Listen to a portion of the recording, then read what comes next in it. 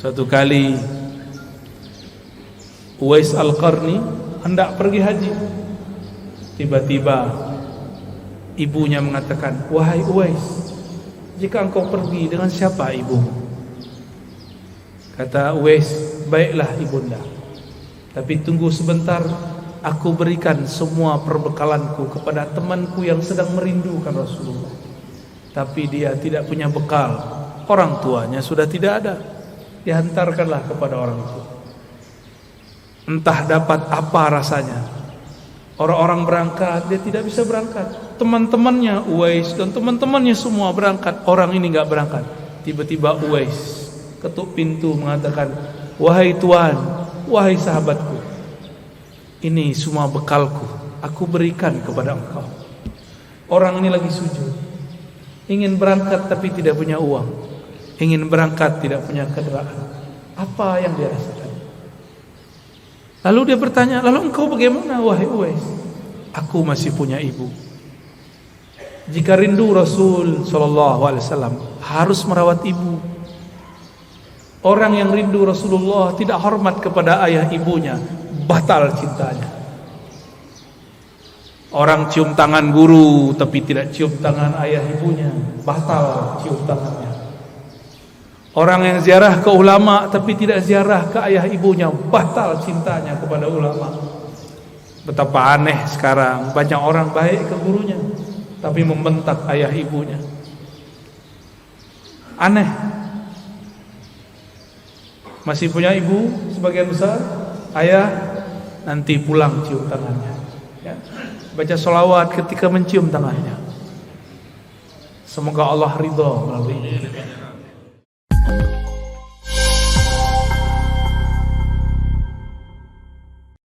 Assalamualaikum warahmatullahi wabarakatuh.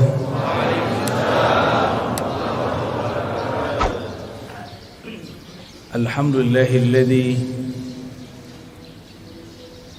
بنعمته تتم الصالحات والحمد لله عدد ما خلق في السماء والحمد لله عدد ما خلق في الأرض والحمد لله عدد ما بين ذلك والحمد لله عدد ما هو خالق. أشهد أن لا إله إلا الله وأشهد أن محمدا عبده ورسوله. اللهم صل وسلم وبارك على سيدنا محمد وعلى آله وأصحابه ولبيته والمهدي خليفته وسلم. Ibu Bupati dan Bapak Wakil yang dimuliakan Allah, betapa senangnya kita umaranya ikut ngaji. Alhamdulillah. Kalau kata pengantar cukup wakil atau sekdanya, tapi kalau ngaji langsung orangnya. Alhamdulillah. Bapak Ketua Pengurus MUI, Ketua Takmir, para ulama dan jamaah yang dimuliakan Allah. Tidak mudah bangun sebelum subuh, ya. Karena tidak mudah jika dipikirkan pakai akal. Karena bangun waktu subuh, sebelum subuh itu bukan urusan kita, itu urusan Allah. Oleh karena itu, sebelum tidur minta izinlah kepada yang menghidupkan, yang mematikan. Bismikallahumma ahya wa amut, atau amutu wa ahya, sama. Ya Allah, izinkan aku tidur dan hidup kembali. Kalaupun bangun dalam nama Allah, maka kita bangun mengatakan alhamdulillahilladzi ahyana. Terima kasih yang telah mengembalikan hidup kami, ya Allah. Hidup kalau tidak tambah taat dan ma'rifat, percuma hidup. Lebih baik mati. Tapi jika ada ketaatan, ada kemakrifatan dalam hidup, fal hayatu aula, maka hidup lebih baik. Maka ketika ada seseorang mengeluhkan sakitnya dan dia mengatakan, mati sajalah aku, apa kata Nabi? La tas'alul maut, la tatamannawul mauta. Jangan pernah berangan-angan pengen mati. sakit badanku. Iya sakit, tapi jangan pernah minta mati. Karena jika engkau mati, inqata'al amal, engkau tidak dapat lagi beramal. Ya, engkau tidak dapat lagi beramal. Dan ingat, orang kalau sudah mati, dia harus tetap menyempurnakan ruhaninya. Tapi di alam sana sangat lama dan panjang sekali. Maka mumpung masih di dunia, jauh pun kita kejar, susah pun kita cari. Yang penting mengenal Allah dapat dicapai di bumi, supaya jadi bekal masuk ke alam yang lain. Bapak Ibu yang melekat Allah, kalau pernah keluar negeri atau keluar kota, kalau kita tamu dari yang punya kota, kita disambut. Tidak perlu diperiksa, benar gak? Cukup ditandai, oh si anu orangnya. Tapi kalau kita tidak kenal dengan yang punya kota, maka kita diperiksa. Alam ini dicipta karena Allah cinta kepada baginda Rasul sallallahu alaihi wasallam. Jika seseorang kenal Allah, kenal Rasulullah, maka dia masuk ke alam ini hormat kepadanya. Dia masuk ke alam barzakh, yang jaga alam barzakh pun respect kepadanya. Jika dia masuk padang mahsyar, maka yang di padang mahsyar pun melindunginya. Kita mau datang ke satu tempat, kenal penguasanya, dijaga bukan? Dijaga. Yang jadi raja pemimpin di alam semesta, itulah baginda Rasul sallallahu alaihi wasallam. Beliau bergelar Sayyidul Alamin, penghulu alam semesta. Apabila saya kenal Rasulullah sallallahu alaihi wasallam, maka ketika di alam barzakh Rasulullah lah yang menyambut. Tapi kalau kenalnya baru imam, lumayan. Imam itu nanti yang akan sambut. Kalau kenal Allah, pasti kenal Rasulullah. Tidak ada orang kenal Allah kecuali lewat pintu Rasulullah. Maka ma'rifat mengenal ada dua jalur. Ada ma'rifat Muhammadi, mengenal dengan jalur Nabi Muhammad. Ada ma'rifat Azaziliyah, Iblisiyah. Ada mengenal jalur iblis. Kenal juga, tapi kenal dengan cara yang tidak benar. Allah Subhanahu wa taala mengatakan, "Qul in kuntum tuhibbunallah fattabi'un." Katakanlah, jika engkau betul cinta kepada Allah, maka ikutilah jalanku. Ikutilah aku. Ikuti Rasulullah sallallahu alaihi wasallam. Maka banyaklah kelompok yang mengaku dialah yang paling ikut Rasulullah sallallahu alaihi wasallam. Yang diikut bukan model baju, yang diikut akhlak yang punya baju. Kalau model baju berubah-ubah per zaman, ini bajunya kurang sunnah nih sebagiannya. Rasulullah itu suka pakai baju impor. Percaya tak? Baca Sahih Bukhari, Rasulullah selalu pakai baju dari luar negeri. Dari Bahrain, beliau tinggal di Madinah. Dari Persia, dari Romawi, dari Yaman, dari Mesir, dari Syam. Selalu memakai pakaian dari luar. Ada yang beliau beli, ada yang dibelikan. Tapi lebih banyak dibelikan orang, ya. Karena setiap kali ada orang datang, kasih beliau sallallahu alaihi wasallam hadiah. Bahkan dalam hadis yang sangat masyhur, ada seseorang memberi hadiah kepada Nabi sallallahu alaihi wasallam. Baru saja dipakai, tiba-tiba ada yang angkat tangan, "Wahai Rasulullah, demi Allah, berilah aku jubah yang engkau pakai." Hadis riwayat Imam Muslim. Rasulullah tolak. Rasulullah itu Abul Arwah, Abul Alamin, bapaknya alam semesta. Karena beliaulah alam ini Allah cipta. Maka jika ada anak-anaknya minta, tidak mungkin beliau tolak. Bukan saja manusia, semua yang di alam ini meminta pasti beliau terima. Maka beliau mengatakan, baik, diamlah sebentar, biar aku pakai dulu, biar senang dulu yang memberi. Kira-kira begitu kalau dia maknai. Nabi mengatakan, diam sejenak, aku pakai dulu. Dipakai sebentar, berpindahlah keharuman beliau sebagian kepada jubah itu. Baru beliau memberikan kepada orang itu. Tapi setelah itu ribut, sahabat-sahabat marah kepada yang meminta. Tapi apa kata yang meminta? Tahukah kalian untuk apa aku meminta ini? Aku meminta jubah Rasulullah untuk menjadi kain kafanku jika aku masuk kubur. Jadi beliau ingin dapat bau Rasulullah sallallahu alaihi wasallam. Keharuman Nabi tercium sampai ke langit. Beliau baru lahir disambut oleh semua malaikat. Beliau lagi main-main, diinteli, disorot oleh malaikat-malaikat. Mereka ingin pastikan, inikah orang yang harum itu? Begitulah kata Jabir ibn Samurah, Anas bin Malik dan sahabat-sahabat yang lain. Tidaklah Nabi melewati satu tempat, melainkan tempat itu ada harum Rasulullah di sana. Ketika Nabi pergi, harumnya masih tersisa. Sallallahu alaihi wasallam. Itulah sebabnya Imamuna Imam Malik, guru dari imam kita Muhammad bin Idris Asy-Syafi'i, jika beliau masuk kota Madinah, beliau langsung melepaskan sendalnya dan berjalan di bawah, tidak menggunakan kendaraan apapun. Lalu orang-orang bertanya, itu raja-raja masih naik kendaraan, kenapa engkau nyeker jalan kaki?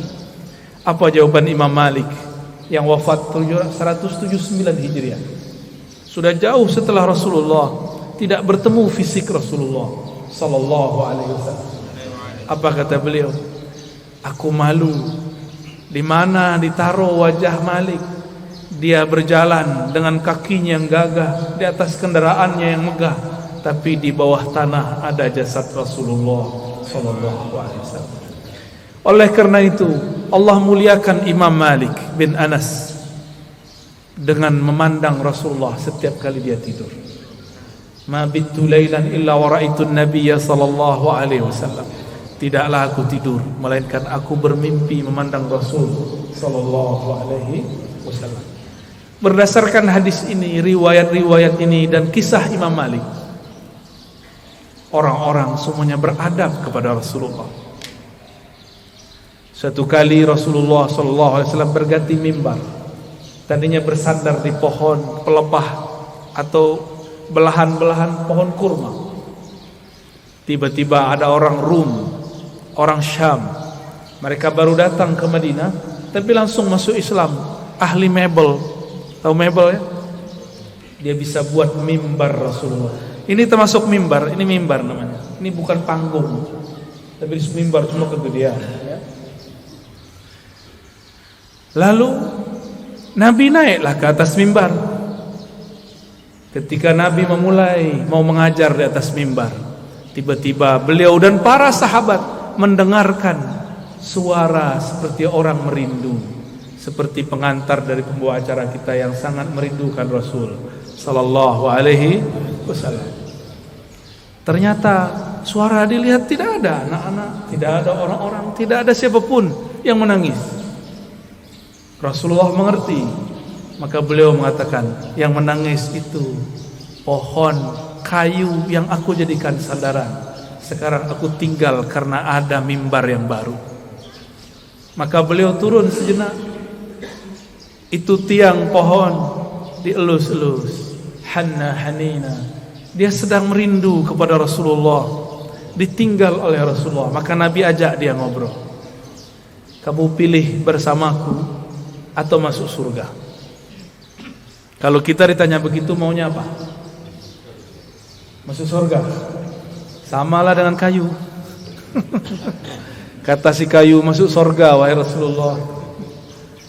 Ya, tinggian dikit daripada onta ya. Kalau onta datang kepada Rasulullah ngaku masalah perut, punggungnya sakit, ngadu kepada Rasul, mengadukan perasaan perut dan punggung yang berat. Lain dengan si pohon, dia mengadukan masalah, ingin selalu jadi sandaran Rasul. Nabi kasih kesempatan, bersamaku atau surga.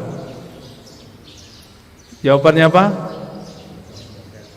Ya, kalau si pohon jawabnya apa? Kayu bilangnya apa? Surga, karena kayu tidak punya akal.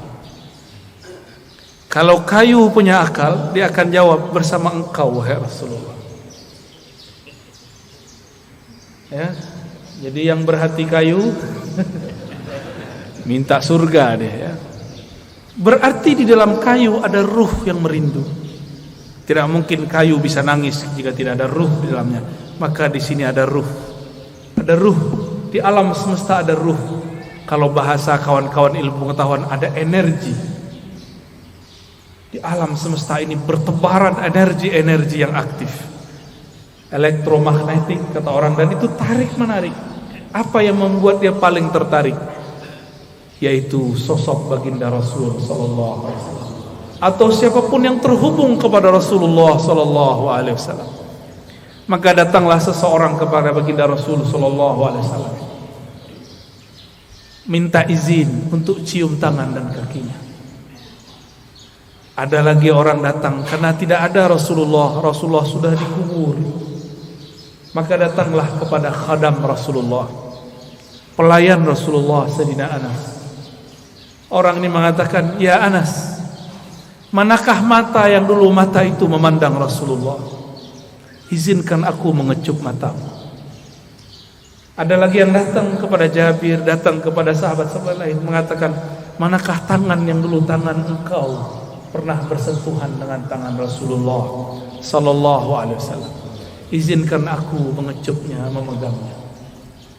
Begitu dulu mereka merindukan Rasulullah sallallahu alaihi wasallam, yang tidak dapat memandangnya, memegangnya.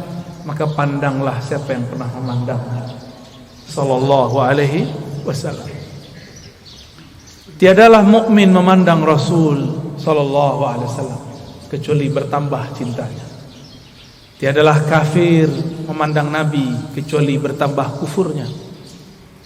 Tiadalah munafik memandang Nabi sallallahu alaihi wasallam kecuali bertambah kemunafikannya.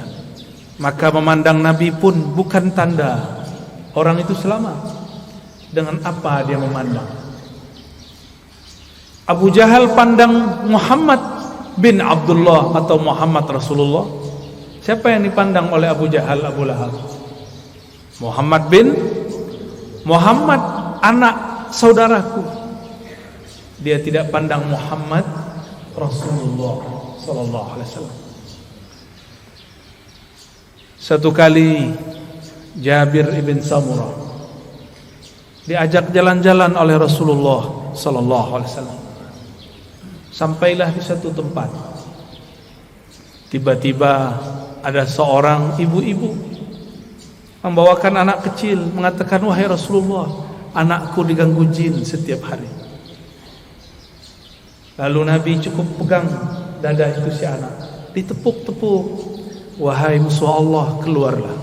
Ya aduwallah, ukhruj." Cuma begitu beliau meruqyah, keluar itu setan.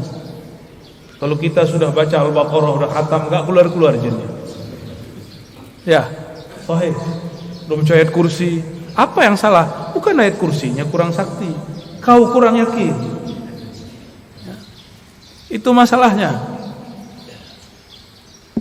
Rasulullah SAW sumber keyakinan, maka tidak perlu baca-baca. Beliaulah Al-Quran yang berjalan.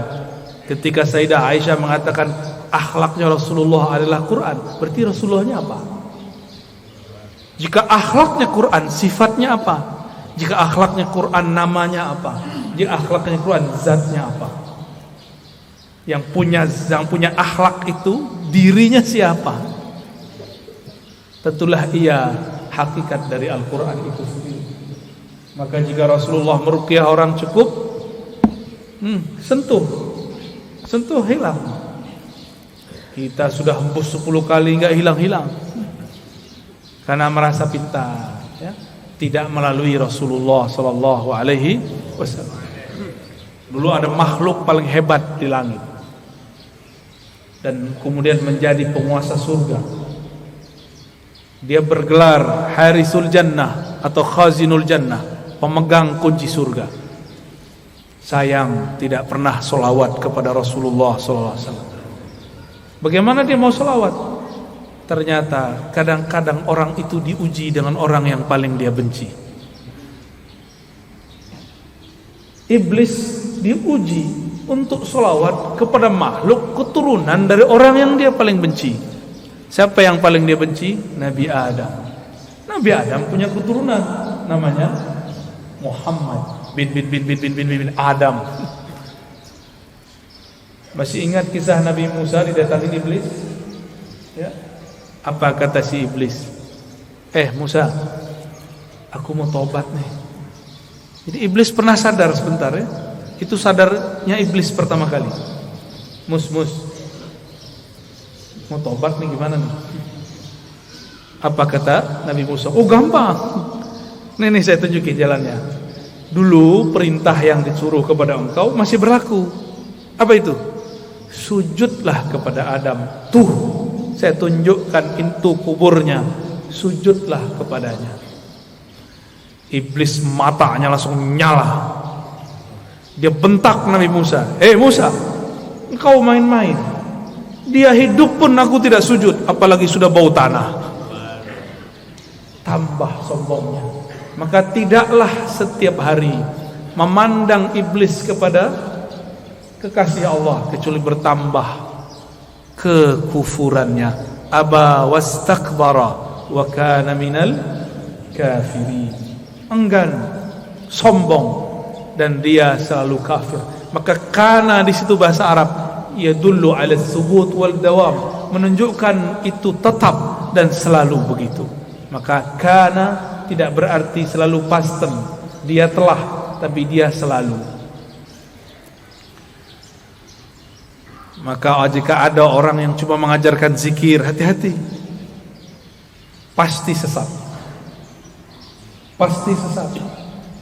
Zikir itu panas. Dalam zikir itu ada energi ilahiyah. Ada nur tapi har. Itulah sebabnya zikir itu bisa menetralkan banyak hal. Bismillahilladzi la yadurru ma'asmihi syai'un fil ardi wala fis sama'i was-sami'ul 'alim. Dengan nama Allah. Ini enggak usah datang ke dukun ya, amalkan ini. Mau diserang-serang dalam politik ya. Kali Bu Bupati, Pak Wakil diserang orang, amalkan ini pagi sore, satu napas.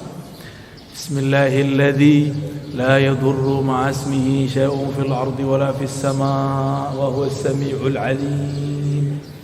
Ini langsung turun dari langit. Ini lafaz ini langsung turun dari langit. Diajarkan Rasulullah SAW kepada sahabat. Diriwayatkan oleh Imam Abu Dawud dengan nama Allah. Bismillah allazi, yang mana la yadurru ma'asmihi, tidak ada yang akan merusak, mengganggu siapa yang bersama namanya. Ini maksudnya apa? Gak ada yang ganggu, baik dari langit ataupun dari bumi. Namanya Allah, Allah titipkan semuanya ke dalam qalbu Rasulullah sallallahu alaihi wasallam. Maka orang yang datang kepada Allah lewat pancaran qalbu Rasulullah, dia langsung diterima.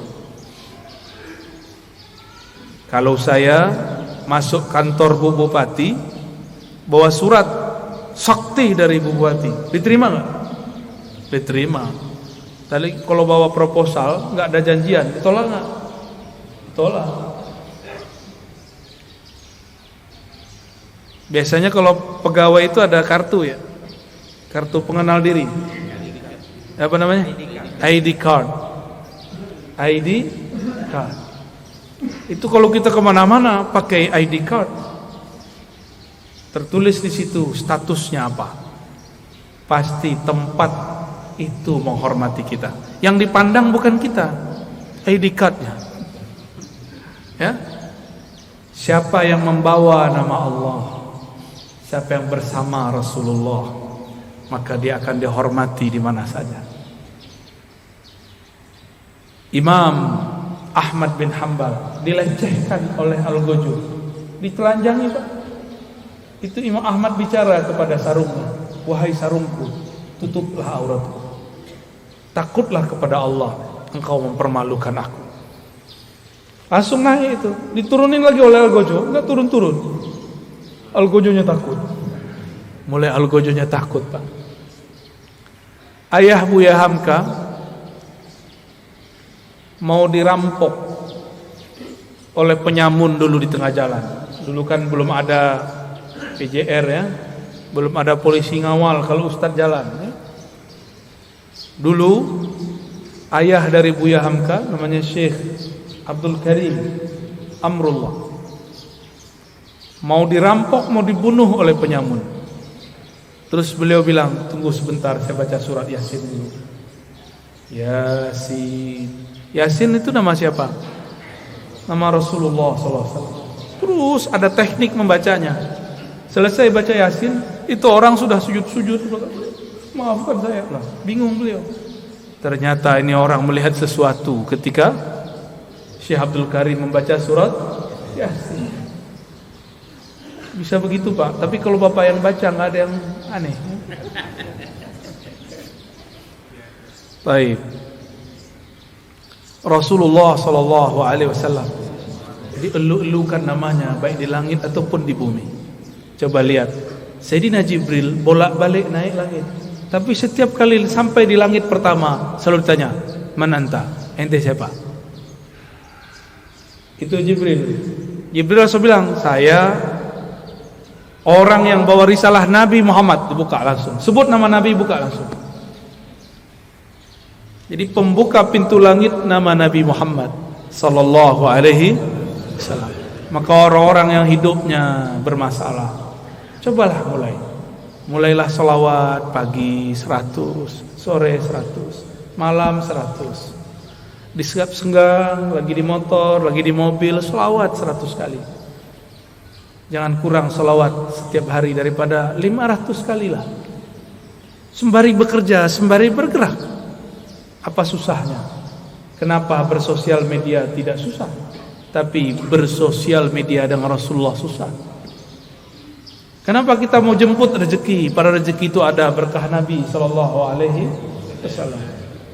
Rezeki terbesar umat adalah lahirnya Rasulullah sallallahu alaihi wasallam. Suatu kali Uwais Al-Qarni hendak pergi haji. Tiba-tiba ibunya mengatakan, "Wahai Uwais, jika engkau pergi, dengan siapa ibumu?" Kata Uwais, "Baiklah ibunda, tapi tunggu sebentar, aku berikan semua perbekalanku kepada temanku yang sedang merindukan Rasulullah. Tapi dia tidak punya bekal, orang tuanya sudah tidak ada. Dihantarkanlah kepada orang itu. Entah dapat apa rasanya. Orang-orang berangkat, dia tidak bisa berangkat. Teman-temannya Uwais dan teman-temannya semua berangkat, orang ini enggak berangkat. Tiba-tiba Uwais ketuk pintu mengatakan, "Wahai Tuan, wahai sahabatku, ini semua bekalku, aku berikan kepada engkau." Orang ini lagi sujud, ingin berangkat tapi tidak punya uang, ingin berangkat tidak punya kendaraan. Apa yang dia rasakan? Lalu dia bertanya, "Lalu engkau bagaimana wahai Uwais?" "Aku masih punya ibu. Jika rindu Rasul sallallahu alaihi wasallam harus merawat ibu. Orang yang rindu Rasulullah tidak hormat kepada ayah ibunya, batal cintanya. Orang cium tangan guru tapi tidak cium tangan ayah ibunya, batal cium tangannya.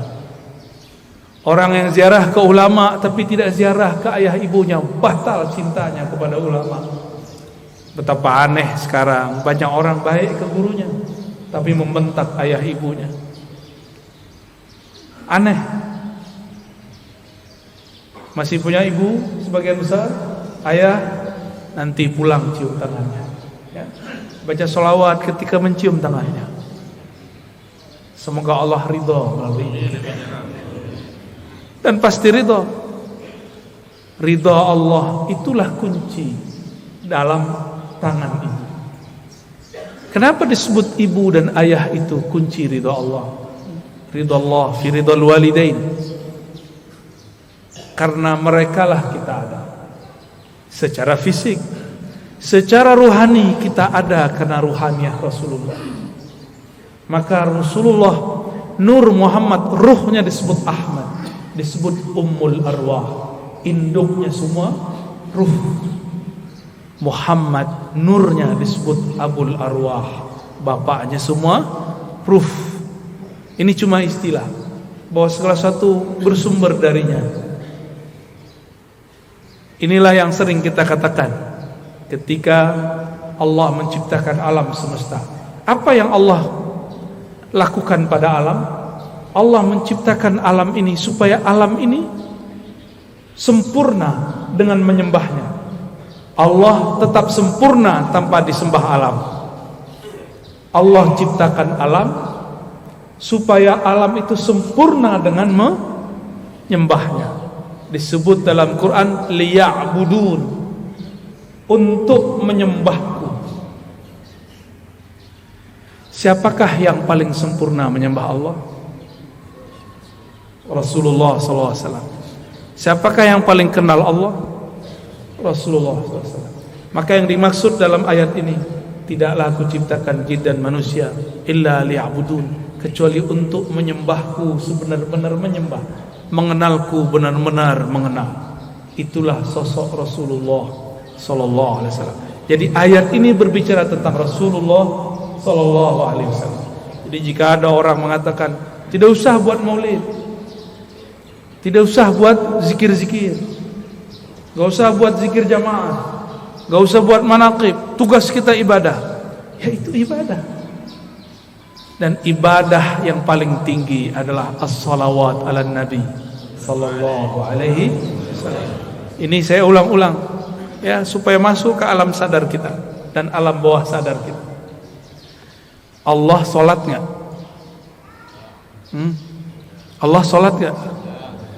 Allah tadi sholat subuh nggak? Nggak. Saya ulang yang kenceng dong. Allah sholat nggak? Allah haji nggak? Allah puasa nggak? Allah sedekah nggak? Tapi Allah bersalat. Innallaha malaikatahu shalluna 'alan nabi. Jadi sebelum ada salatnya kita, Allah sudah salawat kepada Nabi. Sebelum ada zikir, baca Quran, ngaji kita, belum ada thariqat kita, belum ada mazhab kita, belum ada manhaj kita, belum ada, Allah sudah bersalawat. Maka ciri-ciri musuh Allah, dia benci orang salawat. Meskipun sorbannya 7 kali lilit, meskipun jenggotnya sepanjang tali apa? Tali rapia. Bapak kayaknya kesal banget orang itu ya. Korban sepertinya ini ya. Nggak ngaruh ya. Tidak ngaruh, tidak berpengaruh. Bapak Ibu yang melakukan Allah, karena salawat itu adalah fiilnya Allah. Salawat itu apa? Apa arti fiil? Kerjanya Allah. Dengan salawat itulah Allah menciptakan alam. Salawat itu artinya cinta dan kasih sayang. Maka kalau kita salawat, Allahumma salli ala sayyidina Muhammad, apa artinya? Ya Allah, sampaikan cinta, salam, kasih sayang kepada baginda Nabi Muhammad. Jadi salawat itu jangan pakai terjemahan biasa. Ya Allah beri salawat ke Nabi Muhammad. Itu bukan memaknai, itu namanya translate, menterjemah. Berselawatlah dengan rasa. Berselawat dengan rasa. Kita mengatakan, Ya Allah, baligh salami wa salati ala sayyidina Rasulillah. Sampaikan salamku, rinduku, cintaku kepada Rasulullah sallallahu alaihi wasallam. Kalau sudah cinta, apapun yang disuruh, yang dimintanya, mau enggak? Dulu kita belum kenal orang, ngasih 500 aja susah. Sekarang sudah jadi pasangan, mau dia minta 5M, kalau ada kita kasih, kalau enggak ada salawat. Jamaah subuh yang diberkahi Allah, bahkan subuh ini ada karena salawat kepada Rasulullah sallallahu alaihi wasallam. Was-subhi idza tanaffas. Begitu ayatnya. Demi waktu subuh yang berhembus, yang bernafas. Jika Allah tidak bernafas dengan salawatnya, maka bunyi nafasnya Allah salawat kepada Rasulullah sallallahu alaihi wasallam. Maka niatkan hidup ini untuk bersalawat kepada Rasulullah. Inilah yang disebut takhallaqu bi akhlaqillah. Tirulah fiil-fiilnya Allah. Tirulah akhlaknya Allah. Allah itu mencipta alam dalam salawatnya karena cinta kepada Rasulnya. Maka beramallah karena cinta. Bukan lagi buat maulid, buat manakib karena ada hajat. Pak Kiai, Pak Ustadz, doakan saya bisa beli apa? Beli rumah. Pak Kiai, doakan saya beli mobil. Pak Kiai, samalah kau dengan onta itu ya. Onta datang ke Nabi, ya Rasulullah, perutku lapar, tugasku banyak, tuanku nggak tahu diri. Onta datang nangis, yang dikadukannya bukan ya Allah Rasulullah, izinkan aku bersamamu, nggak ada dia ngomong begitu. Onta, paham onta? Si kayu ngomong, aku ingin di surga aja. Tapi beda dengan Abu Bakar, beda dengan Umar, beda dengan Utsman, beda dengan Ali. Mereka ingin jadi pintu-pintunya Rasul. Maka ujung dari pintunya Rasulullah, pintu terdekat Sayyidina Ali. Apa kata beliau? Aku kota ilmu, Ali lah pintunya. Maka tiada satu mazhab, satu manhaj, satu aliran, satu pemikiran yang sahih kecuali sanadnya bersambung kepada Sayyidina Ali. Tapi syaitan tidak tinggal diam. Dia buatlah, dia campur adukkanlah cinta kepada Ali dengan benci kepada sahabat. Namanya kelompok Rafidah. Kelompok yang membenci sahabat Rasul sallallahu alaihi wasallam. Ya, kita cinta Sayyidina Ali, cinta juga sahabat Rasul. Ini perbedaan kita dengan Syiah Rafidah. Mari berguru kepada orang bersanad, nanti bersambung kepada Sayyidina Ali. Lebih kurang itu pengantar rindu yang dapat saya sampaikan. Ya, di sela-sela rihlah. Rihlah artinya perjalanan. Dulu Rasulullah buat rihlah. Insyaallah kalau lain kesempatan kita teruskan. Ada tanya jawab? Baik, tafadhal.